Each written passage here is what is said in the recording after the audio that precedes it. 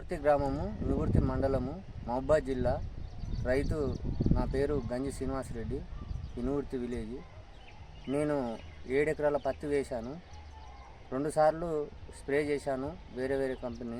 అంత రిజల్ట్ బాగా అనిపించలేదు. ఈ డీకోర్ వాళ్ళ కాంబిప్యాక్ అనే మందు స్ప్రే చేశాను. ఇప్పుడు వారం 10 రోజులు అవుతుంది చేసి, 8 రోజులు అవుతుంది. రిజల్ట్ దోమ కానీ, మన పేను కానీ, ముడత కానీ, అన్ని రకాలు ఆల్ డిసీజ్ అంతా సాఫ్గా వచ్చేసింది. మంచిగా గ్రోతింగ్ బాగుంది. ప్లస్ ఆకు కూడా మందం కాకుండా పల్చగా రావడం నాకు మంచిగా అనిపించింది. మళ్ళీ ఒక 15 రోజుల తర్వాత మళ్ళీ ఒకసారి ఇదే మందును స్ప్రే చేయాలని నేను అనుకుంటున్నాను. నాకైతే బాగుంది.